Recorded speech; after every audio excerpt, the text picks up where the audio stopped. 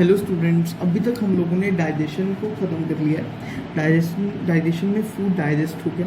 जब food digest हो जाता है वो विलाई के थ्रू, जो कि स्मॉल इंटेस्टाइन में होते हैं, उसके थ्रू ब्लड में चला जाता है। ब्लड के थ्रू पूरी बॉडी में ट्रांसपोर्ट हो जाता है। अभी जब वो बॉडी में ट्रांसपोर्ट हो गया, डिफरेंट मसल्स में चला गया, डिफरेंट सेल्स में चला गया, डिफरेंट मसल्स और डिफरेंट सेल्स में जाने के बाद जो फूड है उसको एनर्जी ऑब्टेन करनी है। अदरवाइज फूड का कोई यूज़ तो है नहीं। अगर वो फूड एनर्जी ऑब्टेन ना कर सके तो उसका कोई इस्तेमाल नहीं है। तो उस एनर्जी ऑब्टेन करने के प्रोसेस को ही रेस्पिरेशन बोला जाता है। Respiration is the process of obtaining energy from the food. कि फूड से एनर्जी ऑब्टेन करने के प्रोसेस को रेस्पिरेशन बोला जाता है। जो रेस्पिरेशन होता है कि दो पार्ट्स में डिवाइडेड होता है, दो स्टेप्स में डिवाइडेड होता है। सबसे पहला जो स्टेप है वो ग्लूकोज, जो कि 6 कार्बन मॉलिक्यूल होता है, C6H12O6। It is C6H12O6। सुन रहे हो? C6H12 और O6 ये ग्लूकोज का फॉर्मूला होता है, केमिकल फार्मूला होता है। ग्लूकोज जो कि 6 कार्बन मॉलिक्यूल है, उसको पाइरूवेट में कन्वर्ट करना पड़ता है 3 कार्बन मॉलिक्यूल। जो ये वाला प्रोसेस होता है ये बेसिकली साइटोप्लाज्म में अकर करता है। This process occurs in cytoplasm. ये साइटोप्लाज्म में अकर कर जाता है।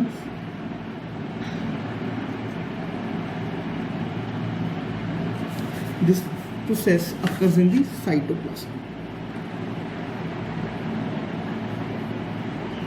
तो जो नेक्स्ट स्टेप होता है, नेक्स्ट स्टेप बेसिकली पाइरूवेट से एनर्जी ऑब्टेन करने का स्टेप होता है। नेक्स्ट स्टेप में जो पाइरूवेट है, पाइरूवेट का इस्तेमाल करके एनर्जी को ऑब्टेन कर लिया जाता है। तो सबसे पहला स्टेप कि बेसिकली 6 कार्बन मॉलिक्यूल को 3 कार्बन मॉलिक्यूल में कन्वर्ट करना, जो ग्लूकोज का 6 कार्बन मॉलिक्यूल है।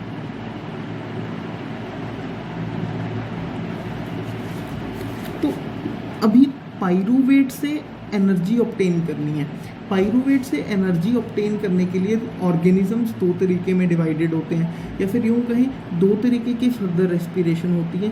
2 तरीके की कौन कौन सी फर्दर 2 रेस्पिरेशन होती है? सबसे पहली जो रेस्पिरेशन होती है वो एरोबिक रेस्पिरेशन होती है। एरोबिक रेस्पिरेशन जो आम ह्यूमन बीइंग करता है, that is aerobic respiration. This is aerobic respiration. जो ऐसी रेस्पिरेशन जो विदाउट ऑक्सीजन हो, दैट इज एनएरोबिक रेस्पिरेशन।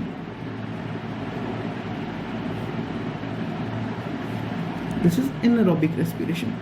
जो एरोबिक होती है ये विद O2 होती है, मीन्स विद ऑक्सीजन होती है।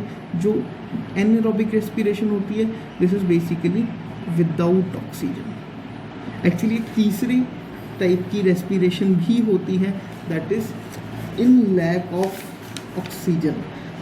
इन लैक ऑफ ऑक्सीजन, जिसमें ऑक्सीजन की क्वांटिटी कम होती है, वो एक्चुअली वो रेस्पिरेशन हमारे मसल्स में होती है।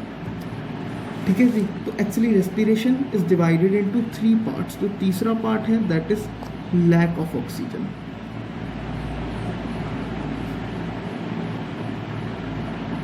जो लैक ऑफ ऑक्सीजन में होती है। चलो let's study about all the 3 respiration. तीनों ही रेस्पिरेशंस के बारे में थोड़ा थोड़ा देख लेते हैं। सबसे पहला स्टेप हम लोग रिएक्शन में मेंशन करते हैं। सबसे पहला स्टेप जो ग्लूकोज है, ग्लूकोज जो कि 6 कार्बन मॉलिक्यूल होता है, मैंने आपको पहले भी बताया C6H12O6, उसको पाइरूवेट में कन्वर्ट करना। हमने पाइरूवेट में उसको कन्वर्ट कर दिया। जो पाइरूवेट था वो 3 कार्बन मॉलिक्यूल था। बिल्कुल सही है जी, पाइरूवेट 3 कार्बन मॉलिक्यूल है।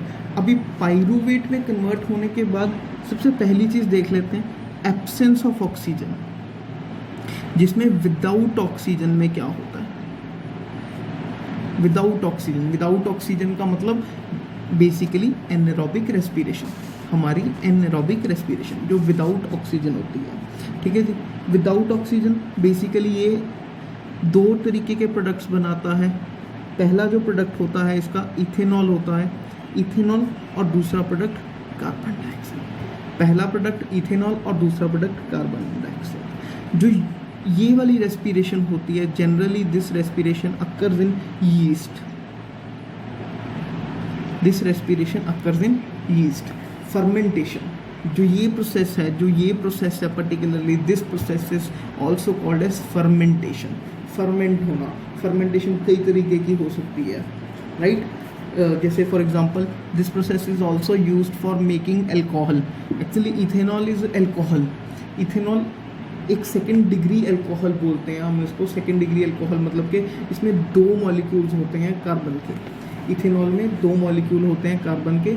तो दिस इज ये एल्कोहल बनाने के लिए भी काम आता है। उसके अलावा रेस्पिरेशन जो ये वाली होती है इथेनॉल में, जनरली आपने देखा होगा जो आपका डो होता है, ब्रेड का डो, उसमें भी यीस्ट डाल दिया जाता है। जब उसमें यीस्ट डाल दिया जाता है तो यीस्ट डालने की वजह से बहुत सारी अमाउंट में कार्बन डाइऑक्साइड जनरेट होती है और वो बेसिकली फुलावट आ जाती है, उसमें वो फूल जाता है। कार्बन डाइऑक्साइड होने के कारण वो फूल जाता है। उसमें भी हम लोग यीस्ट डालते हैं और वहाँ पे भी एनएरोबिक रेस्पिरेशन होती है। और उसके अलावा जो आपका भटूरा होता है वो बहुत ज़्यादा फूल जाता है। फूलना की वजह भी यही है कि उसमें कार्बन डाइऑक्साइड आ जाती है और उसमें भी यीस्ट डाला जाता है और उसमें भी एनएरोबिक रेस्पिरेशन होती है, दैट इज़ विदाउट ऑक्सीजन। अच्छा, जो दूसरे तरीके की हमारे पास रेस्पिरेशन होती है दैट इज़ एरोबिक रेस्पिरेशन। आप लोगों को जिसके बारे में पता ही है, दैट इज़ विद ऑक्सीजन, जो जनरली आम ह्यूमन बीइंग में होती है। इसमें हमारे पास 3 प्रोडक्ट्स बनते हैं। सबसे जो पहला प्रोडक्ट बनता है, अच्छा इस प्रोडक्ट में एक और प्रोडक्ट बनता है दैट इज़ एनर्जी। वो तो हम लोग भूल ही नहीं सकते ना किसी भी हालत में कि बेसिकली सब कुछ करा क्यों, एनर्जी प्रोड्यूस करने के लिए तो करा है। अच्छा, इसमें हमारे पास 3 प्रोडक्ट्स कौन से बनते हैं? सबसे पहला प्रोडक्ट कार्बन डाइऑक्साइड, दूसरा प्रोडक्ट वाटर और तीसरा जो मेन इंपॉर्टेंट प्रोडक्ट है जिसके लिए सब कुछ हो रहा है that is energy. That is energy. जो तीसरे तरीके, अब थर्ड टाइप ऑफ जो रेस्पिरेशन है that is lack of respiration, lack of oxygen, उसके बारे में बात करते हैं। ठीक है जी। अगर आप एक दिन आप रैंडमली एक्सरसाइज करने चले जाओ, आप रेगुलर एथलीट नहीं हो, रेगुलर एक्सरसाइज नहीं करते, आप रैंडमली एक्सरसाइज करने लग जाओ, तो रैंडमली एक्सरसाइज जब आप करते हो तो आपकी बॉडी में क्रैम्प्स पड़ जाते हैं। बहुत जगह पे बहुत सारे मसल्स में क्रैम्प्स हो जाते हैं, दर्द होता है मसल में बहुत ज़्यादा क्रैम्प्स के कारण। वो क्रैम्प्स का कारण क्या है? अब जो आपका नॉर्मल ब्रीदिंग रेट होता है नॉर्मल डेज में जिसमें आप एक्सरसाइज नहीं कर रहे, वो कम होता है। अगर आप रैंडमली एक दिन ऑक्सीजन करते हो, एक्सरसाइज करते हो, तो आपकी बॉडी ज़्यादा एनर्जी डिमांड करती है। तो अगर आपकी बॉडी ज़्यादा एनर्जी डिमांड करती है, ज़्यादा एनर्जी के लिए ज़्यादा फूड नहीं बल्कि ज़्यादा ऑक्सीजन की रिक्वायरमेंट होती है। अगर ज़्यादा ऑक्सीजन की रिक्वायरमेंट है जो आपका नॉर्मल ब्रीदिंग रेट वो फुलफिल नहीं कर पाता। अगर आप रेगुलर एथलीट हो तो आपका ऑक्सीजन टेक इन करने का जो रेट होता है वो कंपैरेटिवली ज़्यादा होता है। लेकिन अगर आप एथलीट नहीं हो और एक रैंडम आप एक दिन आपने एक्सरसाइज कर ली तो आपकी बॉडी ज़्यादा ऑक्सीजन डिमांड करती है क्योंकि उसको ज़्यादा एनर्जी चाहिए, लेकिन वो ऑक्सीजन उसको मिल नहीं पाती। तो उस प्रोसेस में लैक ऑफ ऑक्सीजन हुआ, मतलब ऑक्सीजन का रेट कम है। ऐसे प्रोसेस में वी से लैक ऑफ ऑक्सीजन। ऐसे केस में जब लैक ऑफ ऑक्सीजन होता है तो बॉडी बेसिकली कार्बन डाइऑक्साइड जो बॉडी में प्रेजेंट होती है उसके साथ रिएक्ट कर लेती है। उसके साथ रिएक्ट करके वो जनरली लैक्टिक एसिड प्रोड्यूस कर देती है। जो लैक्टिक एसिड अगर मसल्स में आ जाए तो lactic acid is responsible for the pain as well as cramps. लेकिन हमें एनर्जी मिल जाती है। हमें एनर्जी लेने के लिए बॉडी क्या करती है, बेसिकली कार्बन डाइऑक्साइड या फिर किसी और कंपोनेंट का इस्तेमाल करता है, या फिर यूँ कहें बहुत कम ऑक्सीजन का इस्तेमाल करते हुए एनर्जी जनरेट करती है और हमारे पास लैक्टिक एसिड जनरेट हो जाता है। लैक्टिक एसिड, जब ये लैक्टिक एसिड मसल्स में जमा हो जाता है इसके कारण ही बॉडी में क्रैम्प्स पड़ते हैं और इसके कारण ही बॉडी पेन होती है।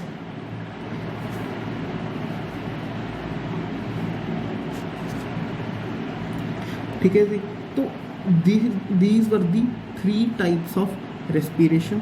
Let us study about third type of respiration in humans. तो ह्यूमंस में एक तरीके की रेस्पिरेशन लैक्टिक एसिड वाली कर ली है, तो हमने दूसरे तरीके की जो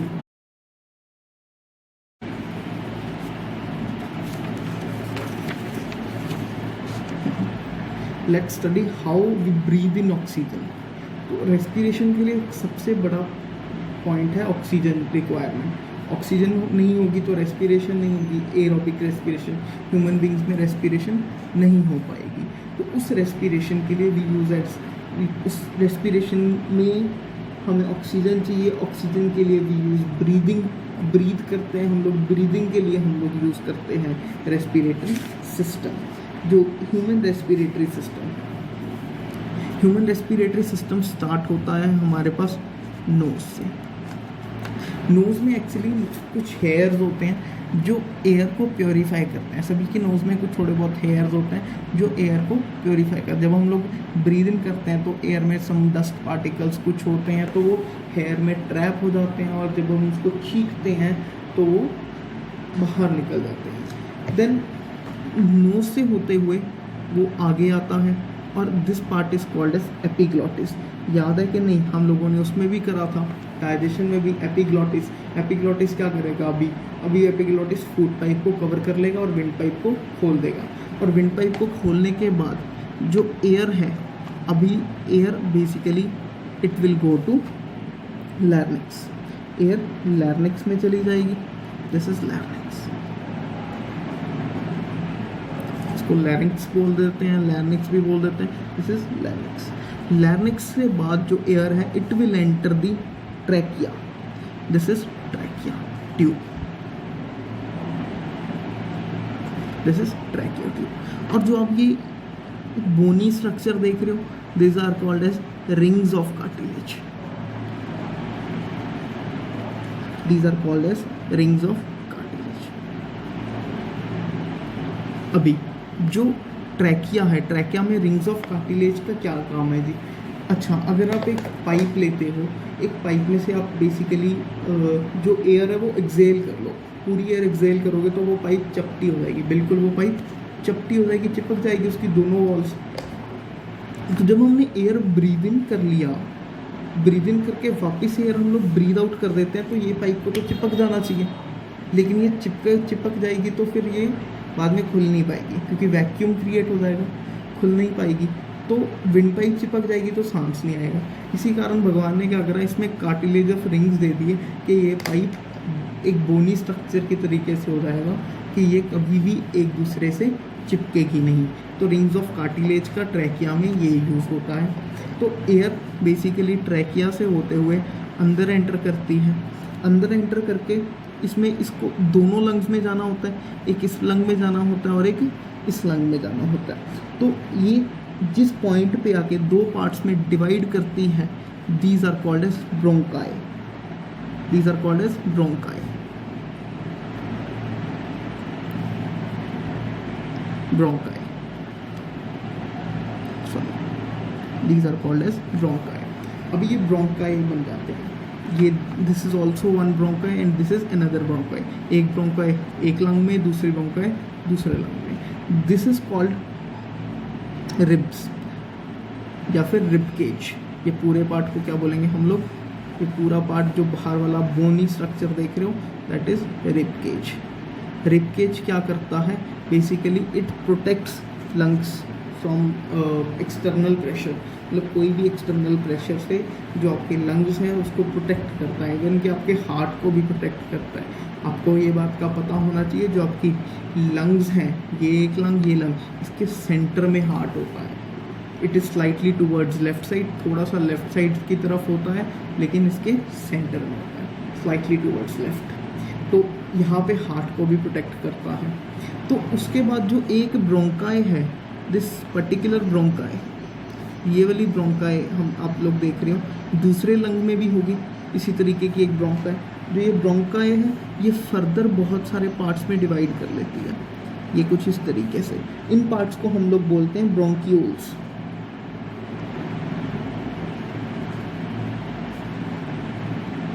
इन पार्ट्स को हम लोग बोलते हैं ब्रोंक्यूल्स।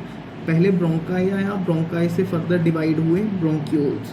अगर जो फर्दर ब्रोंक्यूल्स डिवाइड हुए हैं, उन हर एक ब्रोंक्यूल के बाद एक लास्ट पे एक चीज़ बनी है, एक स्मॉलर ये बैग लाइक स्ट्रक्चर आप देख रहे हो, these are called as alveolar सेक।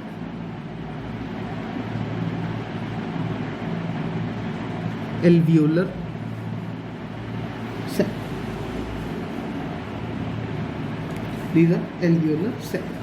ये एल्वियोलर जो सैक है या फिर एल्वियोलाई जिसको हम लोग बोल देते हैं, जो एल्वियोलर सैक है या फिर इसको हम लोग एल्वियोलाई भी बोल देते हैं, एल्वियोलाई। तो इसमें बेसिकली ब्लड वेसल्स होते हैं, इसमें ब्लड वेसल्स होते हैं जो एयर में से बेसिकली जो एयर में से ऑक्सीजन को एब्जॉर्ब कर लेते हैं अपने अंदर। तो होता क्या है, प्रोसेस क्या है? प्रोसेस ये है कि हम नोज से एयर ब्रीद इन करते हैं। जब हम लोग एयर ब्रीद इन करते हैं, जो हमारी लंग्स हैं वो एक्सपैंड कर जाती हैं, जो हमारी लंग्स हैं वो एक्सपैंड कर जाती हैं। एक्सपैंड जब ये लंग्स करती हैं तो जो ये डायाफ्राम है, it is called diaphragm, it is diaphragm. जो ये डायाफ्राम है ये नीचे की तरफ आ जाता है, नीचे की तरफ आके मतलब इट बिकम्स फ्लैट। ये डायाफ्राम कुछ इस तरीके से फ्लैट हो जाता है। जब ये डायाफ्राम फ्लैट हो जाता है तो लंग्स एक्सपैंड हो गई। लंग्स अगर एक्सपैंड होगी तो लंग्स में क्या हो, एक्सपैंड इसलिए होते हैं कि इसमें एयर फिल हो जाती है, इनका वॉल्यूम इंक्रीज हो जाता है कि ये ज़्यादा एयर अपने अंदर ले सके। इस कारण इनका जो वॉल्यूम है वो इंक्रीज हो जाता है। इसका वॉल्यूम और इसका वॉल्यूम दोनों का ही वॉल्यूम इंक्रीज हो जाता है। जैसे हम लोग जब एयर ब्रीद इन करते हैं तो हमारी जो छाती है वो फूल जाती है, जो हमारे लंग्स हैं वो फूल जाते हैं क्योंकि एयर बहुत ज़्यादा एब्जॉर्ब कर लेते हैं, बहुत ज़्यादा एयर एब्जॉर्ब करने के कारण। तो एयर एब्जॉर्ब हुए, डायाफ्राम फ्लैट हो जाता है। जब डायाफ्राम फ्लैट हो गया, एयर एब्जॉर्ब होगी तो lungs are now filled with air. Air किससे के थ्रू आई थी, हमारे पास ट्रैकिया के थ्रू आई थी। ट्रैकिया फर्दर ब्रोंकाई में कन्वर्ट हो गए, ब्रोंकाई फर्दर ब्रोंकियोल्स में कन्वर्ट हो गए थे। अभी इनके थ्रू इस पूरे एरिया में हमारे पास एयर भर चुकी है। एयर जब भर चुकी है तो जो ये एल्वियोलर सैक हैं, एल्वियोलाइज हैं, ये उस एयर में से ऑक्सीजन को एब्जॉर्ब कर लेते हैं। अभी एल्वियोलाई का कोई काम नहीं होता ऑक्सीजन को एब्जॉर्ब करने में। एब्जॉर्ब ऑक्सीजन ब्लड ही करता है क्योंकि ब्लड में एक पार्ट होता है हीमोग्लोबिन। जो हीमोग्लोबिन है it acts as magnet for oxygen. Haemoglobin oxygen के लिए मैग्नेट की तरह एक्ट करता है और वो ऑक्सीजन ऑटोमेटिकली हीमोग्लोबिन के साथ चिपक जाती है। और हीमोग्लोबिन में ऑक्सीजन चली गई, मतलब कि ब्लड में ऑक्सीजन चली गई, then we breathe out the remaining air, मतलब कि जो बाकी की एयर होती है, जो विदाउट ऑक्सीजन वाली एयर होती है, दैट वी ब्रीद आउट। और उसमें सबसे जो हम लोग एयर ब्रीद आउट करते हैं उसमें सबसे ज़्यादा जो कंटेंट होता है वो कार्बन डाइऑक्साइड का होता है। दूसरा काम जो एल्वियोलाई में अभी ब्लड आ रखा है, इस ब्लड में वेस्ट है। वेस्ट किस चीज़ का है?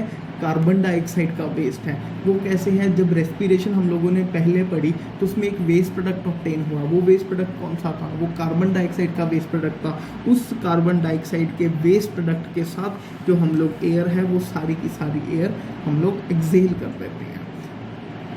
तो this is the whole process of breathing या फिर रेस्पिरेशन। ठीक है जी। तो रेस्पिरेशन में हम लोगों ने 3 तरीके की रेस्पिरेशन पढ़ी। एक हमने एरोबिक रेस्पिरेशन पढ़ी, एनारोबिक और लैक ऑफ ऑक्सीजन में पढ़ी। Then we discussed breathing process. Breathing process में क्या हुआ, हमने एयर ब्रीद इन करी, ट्रैकिया के थ्रू क्रॉस करी। ट्रैकिया बेसिकली कलेप्स इसलिए नहीं करा क्योंकि उसमें रिंग्स ऑफ कार्टिलेज थी, रिंग्स ऑफ कार्टिलेज ने उसको कलेप्स नहीं होने दिया। फिर then air move to both the lungs through bronchi, bronchi से फर्दर ब्रोंकियोल्स में, ब्रोंकियोल से एल्वियोलाई में। एल्वियोलर सैक में क्या थी? ब्लड वेसल्स थी, ब्लड था तो ब्लड फिल्ड थी ये पूरे तरीके से। उसमें से उन्होंने क्या करा, ऑक्सीजन को एब्जॉर्ब कर लिया, ऑक्सीजन को एब्जॉर्ब कर लिया और लंग से फिर से ब्लड किस में चला जाएगा? हार्ट में चला जाएगा पंप होने के लिए। और जो बाकी की एयर बची हुई थी वो हमने माउथ के थ्रू या नोज़ के थ्रू ही एक्सहेल आउट कर दिया, वो एक्सहेल आउट कर दी। ठीक है जी। अभी जो रेस्पिरेशन होती है, रेस्पिरेशन में एनर्जी ऑब्टेन हो जाएगी with the use of oxygen. लेकिन जो ये एनर्जी है ये बेसिकली एनर्जी जनरेट होती है हमारे पास एडीपी फॉर्म में। मीन्स एनर्जी जनरेट होती है एडीपी फॉर्म में, that is adenosine diphosphate. ADP की फॉर्म में एनर्जी जनरेट होती है। तो ज़्यादातर सेलुलर प्रोसेस में जो एनर्जी यूज़ होनी होती है वो एटीपी की फॉर्म में यूज़ होती है। एटीपी की फॉर्म में सेलुलर सेल्स बेसिकली एनर्जी को यूज़ करते हैं। लेकिन एनर्जी जनरेट किसकी फॉर्म में होती है?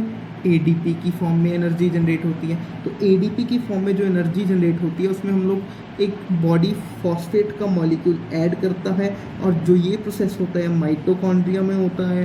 फॉस्फेट का मॉलिक्यूल ऐड होके it is converted into ATP. ATP means adenosine triphosphate. Adenosine triphosphate आप लिख सकते हो, एडिनोसिन ट्राईफॉस्फेट, बाकी नोट्स में आपको मिल ही जाएगा। तो एटीपी जब सेल्स में स्टोर हो जाती है, एटीपी